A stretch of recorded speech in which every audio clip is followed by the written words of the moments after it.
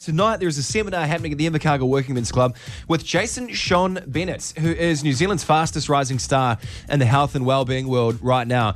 It's called Eat Less, Live Long, and it's based around the book that has just gone gangbusters that Jason has just released. And he joins us on the phone right now. Good morning, Jason. Good morning, Jason. Good morning. Thank you so much for having me. You are welcome. Now, you're doing a sort of a series of these seminars, not just in New Zealand, but in Australia as well, aren't you?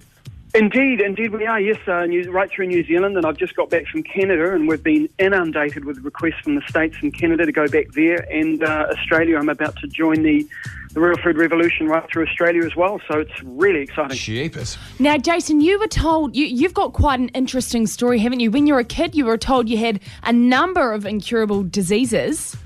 Indeed, yes. Well, I did. I was born at 7 months in the womb, so I was very sick, little 2'9" baby, and ended up with asthma, with hay fever, with allergies. I caught every bug, every cold, every flu, every virus that went around the neighbourhood every year for 20 years. I was on 16 shots of Ventolin every day. I was on Intel prevention. I was on steroid injections. Jeepers. I was literally, really, really unwell, overweight, with bad skin problems, all kinds of stuff. And I was told I was incurable. There's nothing that can be done. It was bad genetics, all that. So when I got to age 21, I decided to actually start changing what I did. And so I thought, well, look, I'm not going to be a good father if I have to take drugs just to get out of bed in the morning. Yeah. So, I had my first child then at 21. So I thought, okay, well, I'll change my diet, my lifestyle and environment, and I'll start researching and learning that. And when you start looking at that and you start looking at, well, is it genetics? And you start realizing it's not. And you start looking at those groups of people around the world who regularly live into their hundreds, the Okinawans and Sardinians and Vilcabumbans and all these different groups of people who get into their hundreds in much higher rates than we do, 10 to 20 times more rates than we do. And when they get there, they don't have high blood pressure, no cancer, no diabetes, no arthritis, no obesity, all these things that are wiping us out as Kiwis. And these people don't get them. And it's not about their genetics, but it's about what they do. So I started studying those people. And that's essentially now what I teach, because for the last 25 years or so, I haven't been sick. I haven't got a bug or a cold or a flu. I take no drugs. I'm cured of asthma and hay fever. For 25 years, did you say you haven't been sick? I haven't been sic for 20 years, between 20 and 25 years, yes, since I was about 25 was the last time I got a cold. That is incredible. So, and it's so easy to do if you're willing to do diet and lifestyle changes, and that's now what I educate all over the world.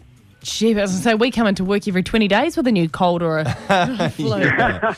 It sounds, really, really interesting. Is there a few, simple tips that you can maybe pass on right now, little changes maybe that we could all make to our own diet? What would be sort of your top three? Could you narrow it down?